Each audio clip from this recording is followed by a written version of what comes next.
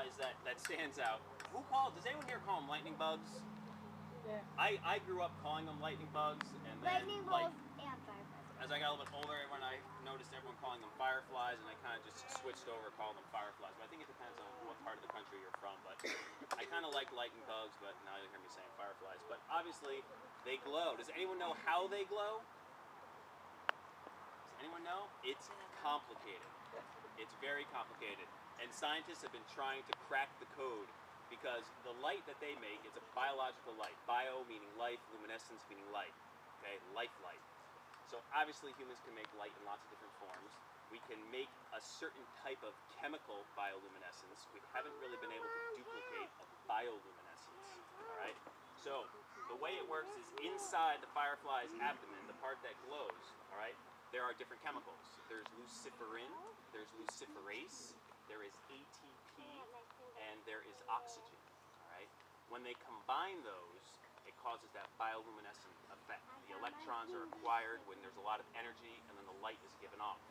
But we're not exactly sure how they do it. We don't know what the on-off mechanism is. Some people think that there are certain types of cells that can stimulate the response. Some people think that they're able to control the amount of oxygen that goes in to turn on the reaction. But what's interesting about this type of light is there is virtually no heat associated with it.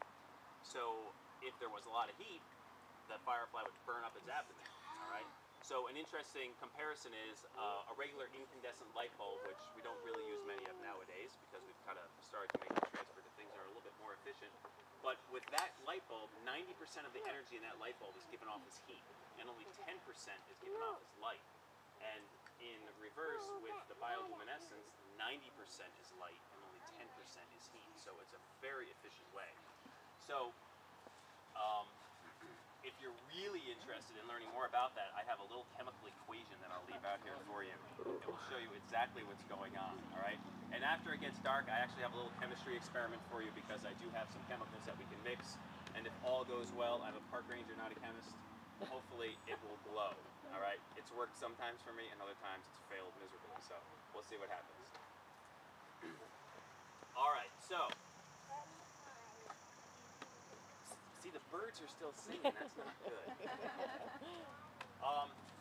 So has anyone here been to any of our storytelling programs? A couple of you have? Okay.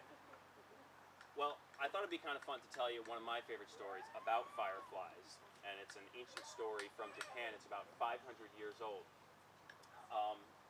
But if we think at night, has anyone ever noticed how the insects are trying to get into your house? It's a hot summer night. You're inside, the lights are on, you've got the windows open, the screens are down, and you've got half a Trumbull crawling on your screen trying to get in there. All right? Why? Why are they trying to do that? Does anyone know? Do any of the kids know? Why are all those bugs trying to get in your house when the lights are on? What do you think? What do you think? Maybe because of the light and things it's kind of warm in there. Maybe they want the light? That's exactly what they want. Well, the reason why is because they're in love. All right? So the story I'm going to tell you, it's a fun story. It's called Princess Firefly's Lovers. All right? And again, it's about 500 years old, and it's from Japan. And a couple of you have heard this story. And I wasn't going to tell it, but I'm like, it's a Firefly Roundup. Everyone has to hear the Firefly love story. All right, so it goes something like this. On a night during the 7th month, as the moon arched across the sky, a gentle breeze rocked the crimson petals of a lotus bloom that was floating upon a marsh. Nestled within the petals of that lotus flower was Hotaru, princess of the fireflies. Her light was a golden blaze upon a sky of black water. Now, Princess Hotaru had come of age, and it was time for her to marry. And at night, she would fly up above the marsh, out over the rice paddies, blinking her light. And as she flew out over the rice paddies, all the insects from the marsh and all the insects from the forest and all the insects from the rice paddy would fly up and they'd follow her. And she'd flash her light all the way back home in the morning, and she'd land on her flower, and all the insects would ask for her hand in marriage. And she said, "I will marry the one who can bring me the gift of fire." So the scarlet dragonfly, being big and brave, flew up first, and he said, "Without you, my love, there is no life. I am the fastest, I am the strongest, I am the best flyer in the insect world. I will be the one to capture your gift of fire. And off he went. The next insect that came up to her was the golden beetle. And the golden beetle said, I dream of you every night. Without you, I cannot live. I too will return with your gift of fire. And off went the golden beetle into the night. And the last insect that came up to her was the hawk moth.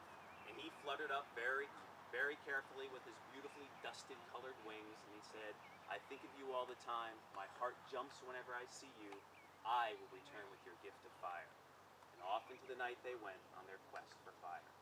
Well, the dragonfly, being the really strong, best flyer in the insect world, was the first one to find light. He flew up to the edge of a window, and he looked into the window, and he saw a girl reading a letter by the light of a single candle. He squeezed through the window, he flew across the room, and in one brave moment, he dove into the flame of the candle. His wings burst into fire, and his lifeless body crashed on the paper below. The girl said, Foolish dragonfly, why have you flown into the flame of my candle? She picked up his lifeless body, she walked him to the window, she put him outside in the flowers underneath her window. The next insect flying through the night to find fire was Golden Beetle. And Golden Beetle came to a window and he looked inside and he saw an old woman and an old man. The woman was mending some clothes and the man was carving a wooden spoon, and they were sitting in their chairs next to the fireplace. He squeezed through the window, he buzzed past the woman's ear, which made her jump, and in a brave moment, he dove into the flames of the fireplace. There was a crackle, there was a hiss, there was a pop, and the charred remains of the golden beetle were on the bottom of the coals of the fireplace. The old woman said, Look, dear, why has this beetle thrown itself into the flames of our fire? The last insect to find fire was the hawk moth. He flew through the night, he came to a window, he looked inside and he saw a boy working on his homework, and he was doing his studies by the light of an oil lamp. The moth squeezed through the window and he flew around the boy's head and fluttered, and the boy tried to shoo him away, and in one brave moment, he dove into the flame of the oil lamp, his wings burst into flames, he crashed into the oil below, where his body was engulfed and he drowned. So all three insects died. Now meanwhile, back at the marsh, Princess Hotaru was sitting in her beautiful crimson lotus, waiting for the insects to return. And she looked up at the sky and she saw a little tiny faint light. And at first she thought it was a star, and it started to move back and forth across the sky. It got closer and closer, and brighter, and pretty soon the whole flower where she lived was glowing with light. It was Himaru, Prince of the Fireflies. It was the brightest light she had ever seen in her entire life. She immediately fell in love with him. They flew off hand in hand, and they married that night. And ever since then, countless generations of fireflies have spread all over the world. Now the tragedy of Princess Hotaru's lovers continued. Night after night, the insects would go out into the rice paddies, and they would follow the lanterns home from the workers at night, and they'd get caught up in their flames and they'd burn. And sometimes they would follow the junk fishing ships out to sea, and they would drown as they came home with their fish catch and got caught up in the lights. And even to this very day, in places where the night fires burn, you'll find insects trying to get into your house, flying around your porch light, flying around the street light, and they're all still trying to capture the gift of fire to bring to their one true love.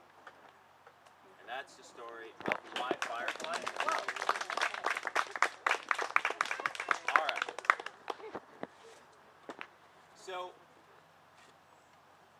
in here, oh good, and they're just starting to light up too. I have a whole bunch of fireflies that I caught last night, just in case there aren't any out tonight, but there should be some out tonight. But what I'm going to do is I'm going to pass this around, and you can have a chance to just kind of take a peek at some of them while there is still some light. Just be careful. Most of them are up at the top, all right? And you can look, you'll see that there are different sizes, and usually the females are a little bit bigger than the males, so there's kind of a mix in here. But, oh, another interesting thing about fireflies, both the males and the females do flash, okay?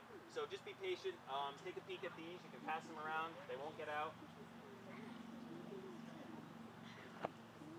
Any firefly that comes back wounded or dead or in bad condition, not only does it not count, but you get another firefly in your jar subtracted from your count.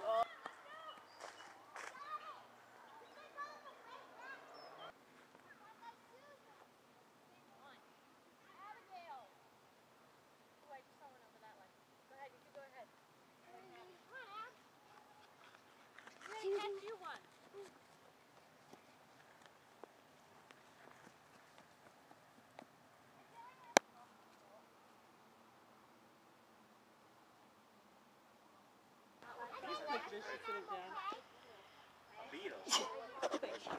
I know, cradling her. He's like, Oh, no, it's blue. Flash. yes. Okay, there you go. Don't touch it. It could snap. Chemicals.